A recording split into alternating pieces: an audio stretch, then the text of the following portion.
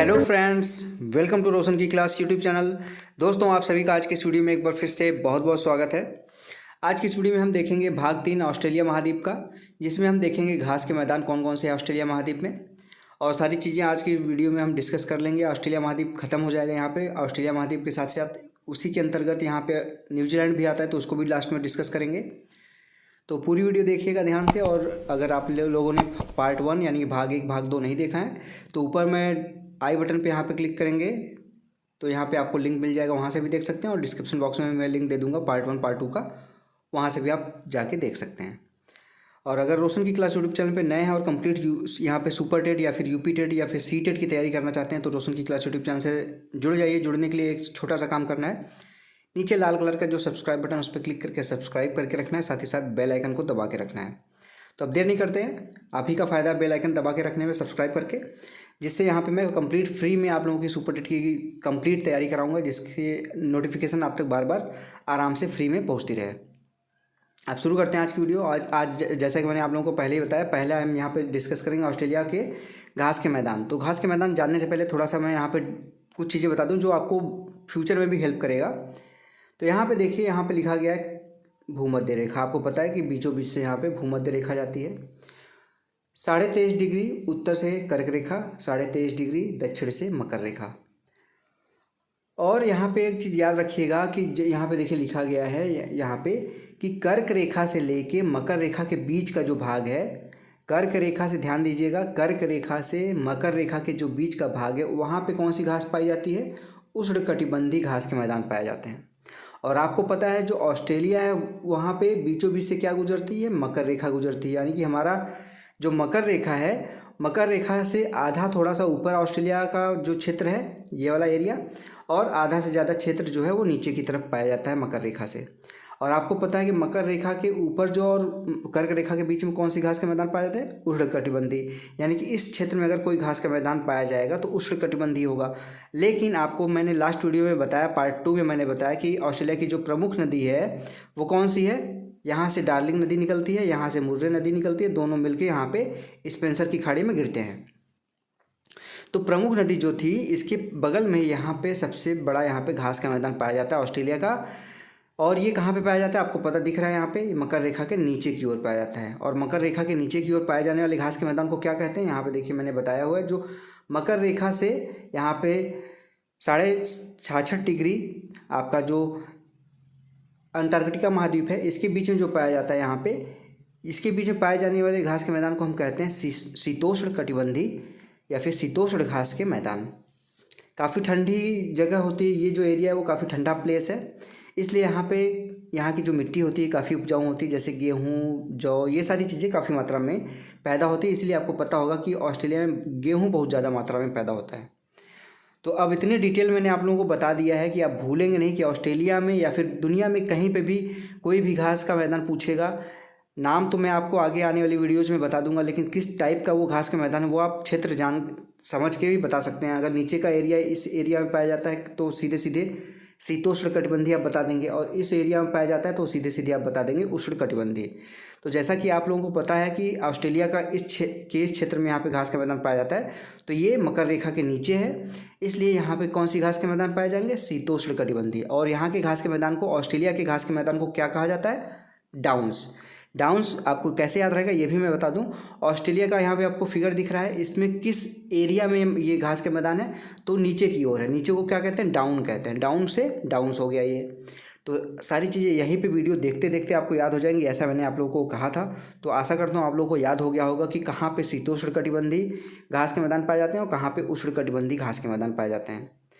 और ऑस्ट्रेलिया के घास का मैदान डाउन्स, इसको भी मैंने रिलेट करके बता दिया कि नीचे की ओर, ऑस्ट्रेलिया में नीचे की ओर पाया जाता है घास का मैदान ये, और नीचे की ओर को क्या कहते हैं? डाउन कहते हैं। तो डाउन से डाउन्स हो गया। अब आगे बढ़ते हैं, हम यहाँ पे देखते हैं आगे। ग्रेट आर्टिसन बेसिन है जो कि ऑस्ट्रेलिया में है। उत्सुत कूप है, और पाताल तोड़ कुएं इसको कहते हैं, जो कि आपको देखने को मिलता होगा कहीं कहीं पानी ज़मीन के अंदर से आता रहता है, इसी को कहते हैं ग्रेट ऑस्ट्रेलियन बेसिन। इसके बाद है यहाँ पे विश्व में सबसे ज़्यादा भेड़ जो है ऑस्ट्रेलिया में पाई जाती है।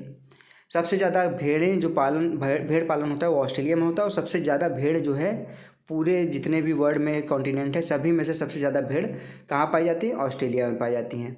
और यहाँ पे स्पेशल प्रकार की भेड़ें पाली जाती है जिसको कहते हैं हम मैरिनो भेड़। ये क्वेश्चन इंपॉर्टेंट है, काफ़ी बार पूछा जा चुका है, तो इसको इंपॉर्टेंट आप लोग मार्क कर लीजिएगा कि ऑस्ट्रेलिया में पूछ चुका है कि कौन सी मैरिनो भेड़ें कहाँ पर पाली जाती हैं या फिर ऑस्ट्रेलिया में कौन सी भेड़ें पाली जाती हैं। तो मैरिनो भेड़ें हैं जो कि ऊन के उच्च गुणवत्ता वाले ऊन के लिए यहाँ पर पाली जाती हैं। ठीक है दोस्तों, याद हो जाएगा, मैरिनो भेड़ ऑस्ट्रेलिया में पाली जाती है। इन भेड़ों को स्टेशन यानी कि जहाँ पे भेड़ को पाला जाता है, यहाँ पे देखिए लिख दिया है मैंने, जहाँ भेड़ों को रखा जाता है। आप जैसे भारत में देखे होंगे 100-50 भेड़ें पाल लेते हैं सब, ऐसा नहीं होता वहाँ पे हज़ारों संख्या में, लाखों संख्या में भेड़ें पाले जाते हैं। अब जब ज़्यादा संख्या में पाले जाएंगे तो उनको ज़्यादा स्थान रखने के लिए चाहिए, तो उस स्थान को क्या कहते हैं? स्टेशन कहते हैं। ठीक है, यही लिखा है मैंने यहाँ पे आगे, जहाँ भेड़ों को रखा जाता है। और इन भेड़ों को पालने वाले को क्या कहते हैं? जिकारु कहते हैं। ठीक है, उड़ते हुए डॉक्टर की भूमि कहा जाता है ऑस्ट्रेलिया को। अब यहाँ पे इसको भी याद करके, कैसे याद करेंगे रिलेट करके, उसको भी मैं बता दूँ। अब इतने बड़े संख्या में आपको भेड़ पालन का कार्य देखने को मिलेगा यहाँ पे, तो कहीं ना कहीं ऐसे एरिया में वो पाला जाएगा जो शहर से थोड़ा सा हट के हो। काफ़ी बड़ा एरिया चाहिए तो शहर से थोड़ा हट के होगा तभी पाल पाएंगे।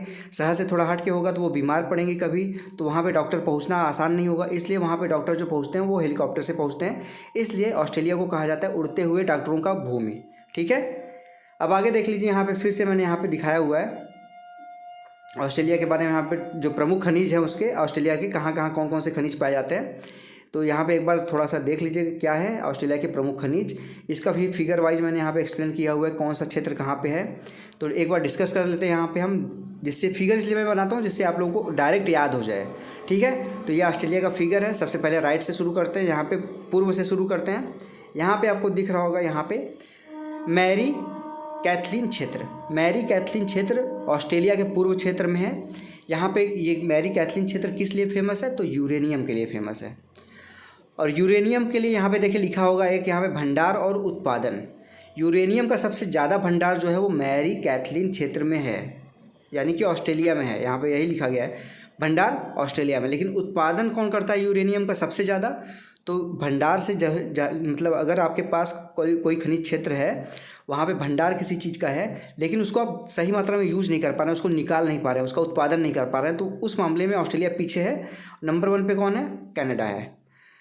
सबसे ज़्यादा अगर भंडार के बारे में पूछे कि यूरेनियम का सबसे बड़ा भंडार किस देश में है, किस कॉन्टिनेंट में, किस महाद्वीप में, तो ऑस्ट्रेलिया महाद्वीप। लेकिन सबसे ज़्यादा यूरेनियम का उत्पादन कौन करता है? कनाडा करता है। इसी तरीके से अब ऊपर की तरफ चलते हैं। यहाँ पे देखिए लिखा गया है, यहाँ पे ध्यान दीजिएगा, इस क्षेत्र को कहते हैं बीपा या फिर बाइपा भी क्षेत्र कहा जाता है, जो कि बॉक्साइट का आपका सबसे बड़ा यहाँ पे भंडार क्षेत्र है ऑस्ट्रेलिया का। इसमें भी देख लीजिए, भंडार में तो नंबर 1 पे है ऑस्ट्रेलिया, लेकिन उत्पादन कौन करता है सबसे ज़्यादा बॉक्साइट का? चीन करता है। तो ये सारी चीज़ें याद रखिएगा, ऐसे इंपॉर्टेंट क्वेश्चन बन सकते हैं आपके एग्जाम में। आपको याद रहेगा कि बॉक्साइट का सबसे ज़्यादा भंडारण तो ऑस्ट्रेलिया में है, लेकिन वहाँ पे पूछ लेगा कि सबसे ज़्यादा उत्पादन कौन करता है, तो उसके बारे में भी आपको पता होना चाहिए कि बॉक्साइट का सबसे ज़्यादा उत्पादन करता है चीन। फिर अब आगे की तरफ बढ़ते हैं हम, यहाँ पे आते हैं बीच में लिखा गया, देखिए यहाँ पे एलिस स्प्रिंग पेट्रोलियम के लिए यहाँ पे सबसे ज़्यादा पेट्रोलियम यहाँ पे पाया जाता है। उसके बाद यहाँ पे है, उसके आगे बढ़ते हैं, यहाँ पे देखिए लिखा गया है पिलबरा क्षेत्र जो है वो लौह अयस्क और कोयले के लिए यहाँ पे फेमस है। लौह अयस्क और कोयला यहाँ पे पाया जाता है। फिर आगे बढ़ते हैं, यहाँ पे आगे की तरफ चलते हैं। आर्गल के हीरे की खान है यहाँ पे, जो कि पूरी दुनिया में अकेली ऐसी खान है जहाँ पे गुलाबी हीरे निकाले जाते हैं। क्या नाम है इसका? आर्गल हीरे की खान। आर्गल नाम है, ये हीरे की खान है और यहाँ पे गुलाबी हीरे पाए जाते हैं। उसके बाद यहाँ पे 2 खनिज क्षेत्र है यहाँ पे, और यहाँ पे देखिएगा ध्यान से, इसको क्या कहते हैं? कालगुरली और कुलगारली। ये किस लिए फेमस है? सोने की खदानें यहाँ पे हैं। कालगुरली और कुलगारली सोने की खदानें हैं। और यहाँ पे आपको ब्रोकन हिल्स मिलेगा। ब्रोकन हिल्स के नाम से ये हिल है, पहाड़ी है। ये किस लिए फेमस है? सीसा और जस्ता और तथा चांदी यहाँ पे बहुत ज़्यादा मात्रा में यहाँ पे पाए जाते हैं। ठीक है, सीसा, जस्ता तथा चांदी। इसको भी आप लोग को याद हो गया होगा। इसका स्क्रीनशॉट लेना, स्क्रीनशॉट ले लीजिए। इसकी पीडीएफ चाहिए तो नीचे डिस्क्रिप्शन बॉक्स में डाल दूंगा, वहाँ से डाउनलोड कर सकते हैं। फिर भी अगर मैं किसी वीडियो को डिस्क्रिप्शन बॉक्स में लिंक डालना भूल जाता हूँ तो आप नीचे कमेंट कर दिया करिए, मैं 5 मिनट के अंदर आप लोगों को लिंक प्रोवाइड कर दूंगा। बिल्कुल फ्री है, आराम से डाउनलोड करके कभी भी रिवाइज कर सकते हैं। तो ब्रोकन हिल्स सीसा, जस्ता और चांदी के लिए। इसको रिवाइज कर लीजिएगा, रिपीट कर लीजिएगा, आप लोगों को याद हो जाएगा फिगर, इसलिए मैं यहाँ पे बनाता हूँ। अब आगे चलते हैं, कुछ चीज़ें और जान लेते हैं, फिर उसके बाद न्यूजीलैंड महाद्वीप के बारे में, न्यूजीलैंड के बारे में देख लेंगे। ऑस्ट्रेलिया महाद्वीप के अंतर्गत ही आता है, ओसेनिया में। तो ऑस्ट्रेलिया के मूल जो निवासी, उनको क्या कहा जाता है? आपसे क्वेश्चन पूछ सकता है कि ऑस्ट्रेलिया के मूल निवासी क्या कहा जाता है? इनको एबोरिजिनल कहा जाता है। ये भी इंपॉर्टेंट क्वेश्चन है। ऑस्ट्रेलिया के मूल निवासी एबोरिजिनल हैं। और ऑस्ट्रेलिया का जो राष्ट्रीय प्रतीक है वो क्या है? कंगारू। ये तो आपको याद ही होगा, कंगारू ऑस्ट्रेलिया का राष्ट्रीय यहाँ पे प्रतीक है। और ऑस्ट्रेलिया के मूल निवासी एबोरिजिनल। ठीक है, अब यहाँ पे ऑस्ट्रेलिया आपका महाद्वीप खत्म होता है। आप देखते हैं न्यूजीलैंड, ऑस्ट्रेलिया महाद्वीप का ही एक क्षेत्र है, ये देश है न्यूजीलैंड। इसको भी जल्दी से डिस्कस कर लेते हैं, ज़्यादा इसमें चीज़ें नहीं हैं, कुछ चीज़ें हैं जो इंपॉर्टेंट सी है, उसको बस डिस्कस कर लेते हैं। अब यहाँ पे न्यूजीलैंड के बारे में देखते हैं। यहाँ पे मैंने इनको बना रखा है। ठीक है, ये द्वीप है, 2 द्वीप है न्यूजीलैंड का, ये वाला एरिया और एक ये वाला एरिया। याद रखिएगा, जो ऊपर वाला एरिया है उसको क्या कहते हैं? उत्तरी द्वीप, और जो नीचे वाला एरिया है उसको कहते हैं दक्षिणी द्वीप। उसके बाद सबसे पहले जो छोटी सी चीज़ है वो डिस्कस कर लेते हैं। यहाँ पे घास के मैदान पाए जाते हैं न्यूजीलैंड में। ये भी घास का मैदान आपको देखने को मिलेगा कि जो न्यूजीलैंड है वो ऑस्ट्रेलिया के, यहाँ पे ऑस्ट्रेलिया साइड है, उसके इस साइड न्यूजीलैंड है नीचे की तरफ। तो यहाँ पे भी आपको पता है कि जो ये घास का मैदान पाया जा रहा है वो भी नीचे की तरफ है, मकर रेखा के। मकर रेखा कहीं ऊपर से गई है यहाँ पे ऑस्ट्रेलिया के बीचों बीच से, लेकिन न्यूजीलैंड को टच नहीं करती वो। तो जब यहाँ पे मकर रेखा के नीचे की तरफ घास का मैदान यहाँ पे भी पाया जाता है, तो उसको क्या कहेंगे? शीतोष्णकटिबंधीय घास का मैदान यहाँ पे भी है। याद रखिएगा, शीतोष्णकटिबंधीय घास का मैदान है। और जैसे कि ऑस्ट्रेलिया के घास के मैदान को कहते थे डाउन्स, न्यूजीलैंड के घास के मैदान को कहते हैं कैंटाबरी। ठीक है, कैंटाबरी। उसके बाद यहाँ पे देख लीजिए, कुछ चीज़ें और डिस्कस करने योग्य हैं, इंपॉर्टेंट है, उसको भी जल्दी से डिस्कस कर लेते हैं। ऑकलैंड है यहाँ पे। ठीक है, सबसे ज़्यादा जनसंख्या वाला शहर है ऑकलैंड न्यूजीलैंड का। दूसरा शहर यहाँ पे है, किनारे पे बसा हुआ है उत्तरी द्वीप के। वेलिंगटन शहर विश्व की सबसे यहाँ पे दक्षिणतम राजधानी है। न्यूजीलैंड की राजधानी वेलिंगटन है, याद रखिएगा। और यहाँ पे जो उत्तरी द्वीप है और दक्षिणी द्वीप है उसके बीच में एक जल संधि है, इसको क्या कहते हैं? कुक जल संधि। सारी चीज़ें याद रहनी चाहिए आप लोगों को, वीडियो अगर देख रहे हैं मेरी तो। कुक जल संधि। उसके बाद ऊपर की तरफ देखते हैं, यहाँ पे हम, यहाँ पे देखिए एक नदी यहाँ पे आपकी जाती है यहाँ से यहाँ तक। ये न्यूजीलैंड की सबसे बड़ी नदी है, इसका नाम है बेकाटो नदी। सबसे लंबी नदी है कौन सी? कहाँ की? न्यूजीलैंड की। और उसके बाद एक नदी यहाँ पे देखेंगे, यहाँ से जाती है, यहाँ पे जाती है। ठीक है, इस नदी का नाम है बांधानुई नदी। अब बांधानुई नदी के बारे में जान लीजिए कि बांधानुई नदी जो है वो न्यूजीलैंड की संसद में इसको कहा गया कि ये जीवित संस्था माना गया है। काफ़ी ये पवित्र नदी है। किसकी? जो न्यूजीलैंड के मूल निवासी हैं, माओरी। माओरी है न्यूजीलैंड के मूल निवासी, और इनकी जो पवित्र नदी है बांधानुई नदी, ये न्यूजीलैंड के यहाँ पे संसद ने इसको जीवित संस्था माना। काफ़ी ये पवित्र नदी मानी जाती है, इसलिए इस नदी को यहाँ पे कैप्चर किया गया है, यहाँ पे डिस्कस किया गया है। न्यूजीलैंड की खोज, ऑस्ट्रेलिया की खोज जिसने की थी? कैप्टन कुक ने 1769 ईस्वी में। द्वीप, यहाँ पे दक्षिणी द्वीप की खोज किसने की थी? अब न्यूजीलैंड की खोज तो कर दी थी कैप्टन कुक ने, लेकिन दक्षिण जो यहाँ पे द्वीप है, ये वाला जो द्वीप है, इसकी खोज की थी यहाँ पे जान्स जून तस्मान ने। इसीलिए यहाँ पे जो ये नदी है, जो यहाँ पे ऑस्ट्रेलिया है, इसके बीच में एक नदी पे यहाँ पे मिलती है ऑस्ट्रेलिया और न्यूजीलैंड के, इस नदी को कहते हैं हम तस्मान नदी। ठीक है, यहाँ पे तस्मान नदी लिखा हुआ है। सारी चीज़ें आपको फिगर से मैं डिस्कस कर दूंगा, इसके जो पॉइंट है उसको मैं बाद में डिस्कस कर दूंगा आपसे। और उसके बाद यहाँ पे एक पर्वत पाया जाता है जिसको क्या कहते हैं? दक्षिण आल्प्स पर्वत श्रेणी। ठीक है, दक्षिण आल्प्स पर्वत श्रेणी इसको कहा जाता है। सारी चीज़ें यहाँ पे डिस्कस हो गई फिगर की। अब कुछ चीज़ें हैं जो नीचे डिस्कस करने योग्य हैं, इसकी इंपॉर्टेंट चीज़ें, सारी चीज़ें तो हो गई हैं न्यूजीलैंड की। अब यहाँ पे देखिए, न्यूजीलैंड को पूर्व का ब्रिटेन कहा जाता है। पूर्व का ब्रिटेन का किसे कहा जाता है? न्यूजीलैंड को। न्यूजीलैंड का जो राष्ट्रीय प्रतीक है वो है कीवी पक्षी। और कीवी पक्षी के बारे में बता दूँ, ये उड़ नहीं पाता पक्षी। और न्यूजीलैंड में भी कौन सी भेड़ें पाली जाती? मैरिनो भेड़, जैसे ऑस्ट्रेलिया में पाली जाती थी। पड़ोसी ही देश है तो सेम कल्चर होगा, थोड़ा बहुत मिलता जुलता। तो ये था दोस्तों आज का यहाँ पे वीडियो। अगर आपको आज की वीडियो पसंद आई तो प्लीज़ वीडियो को लाइक करना मत भूलिएगा। सिर्फ आप ही लोगों के लिए इतनी मेहनत की जा रही है कि कंप्लीट आप लोगों का कोर्स कराया जा सके और अच्छे से आप लोगों को याद हो सके।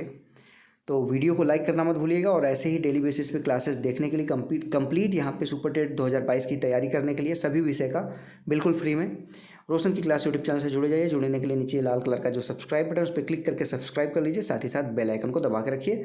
मिलते हैं नेक्स्ट वीडियो में नए महाद्वीप के साथ, क्योंकि आज ऑस्ट्रेलिया महाद्वीप खत्म हो गया। नेक्स्ट महाद्वीप देखते हैं कौन सा होता है। तब तक के लिए आप सभी का बहुत बहुत धन्यवाद। जय हिंद, वंदे मातरम।